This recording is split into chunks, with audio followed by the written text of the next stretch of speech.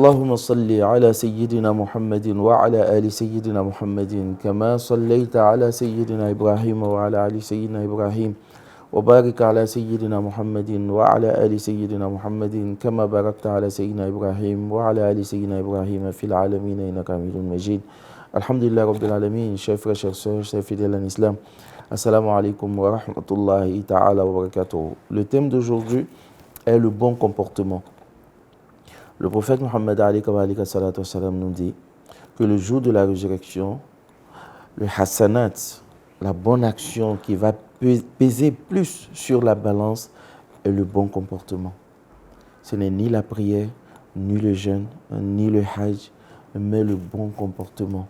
Et il dit également que le jour de la résurrection, les gens qui seront plus proches de lui sur la place publique et même dans le paradis sont des personnes qui ont été dotées d'une bonne valeur morale.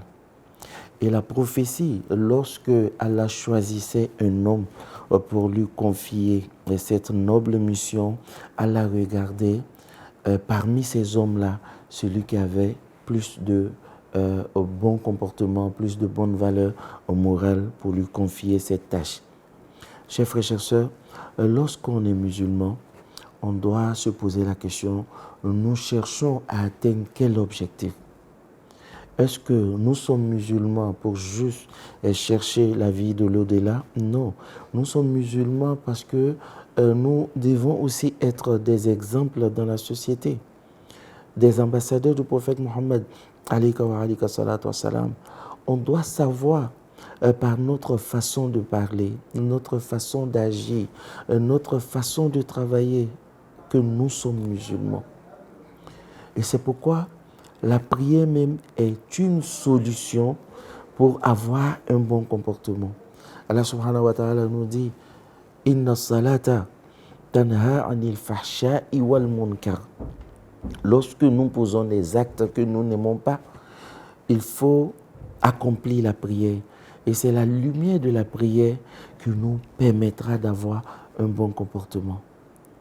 Et le prophète Muhammad lorsqu'Allah subhanahu wa ta'ala fait ses éloges dans le Coran, Allah dit wa innaka la'ala khuluqin azim, tu es d'une moralité sans pareil. Et c'est pourquoi lui-même, il nous dit que celui qui arrive à avoir une fille ou deux filles, ou une sœur ou deux sœurs, qui leur donne un bon comportement, il les éduque bien, qu'il sera dans le même paradis que lui le jour de la résurrection. C'est pour vous dire, chers frères, chers sœurs, à quel point il est important de donner une bonne éducation à ses enfants et d'avoir un bon comportement. Les anges prient une seule fois, d'après le prophète Mohammed pour ceux qui se lèvent la nuit et font des prières surrogatoires, et que mais les anges prient 100 fois pour celui qui a un bon comportement. Et lorsque le prophète donnait le message, et qu'est-ce que son oncle lui a dit? Abu Lahab, il dit ma jarabna ka kaziba, on ne t'a jamais vu mentir, on ne t'a jamais vu dire quelque chose qui n'est pas vrai. Alors dis-nous tout ce que tu as envie de dire, nous allons te croire. Et c'est en ce moment que le prophète dit, je suis un envoyé d'Allah. Mais si le prophète était quelqu'un qui ne disait pas vrai avant la révélation, il n'allait pas avoir des fidèles qui allaient le suivre. Donc ce comportement-là, chers frères, chers sœurs, ça donne une bonne image de notre religion, mais nous-mêmes, ça nous permet aussi d'être écoutés, d'être respectés dans la société, d'être considérés. Parce que lorsque le bon comportement nous accompagne dans tous nos faits et gestes, ça nous donne une dignité, chers frères, chers sœurs. Mais quand on est musulman et qu'on agit de la même manière que ceux qui ne sont pas musulmans, alors notre islamité ne nous a rien apporté. Le bon comportement, chers frères, chers sœurs, pour finir, ça nous permet aussi d'avoir l'amour des autres. Quelqu'un qui passe toute sa vie dans un quartier, dans une ville, dans un pays, et qui n'offense personne, il n'opprime personne, il ne dérange personne, il ne médit pas, chers frères, chers sœurs, il ne trompe pas, il ne trahit pas. Et tous ces fléaux qui minent aujourd'hui, qui détruisent aujourd'hui notre société, alors cette personne-là devient une personne exemplaire. On se pose la question, mais comment est-ce elle arrive plutôt à avoir cette maîtrise, à avoir ce bon comportement, et les gens commencent à se trouver autour de la personne, à se confier à la personne, à s'approcher de la personne.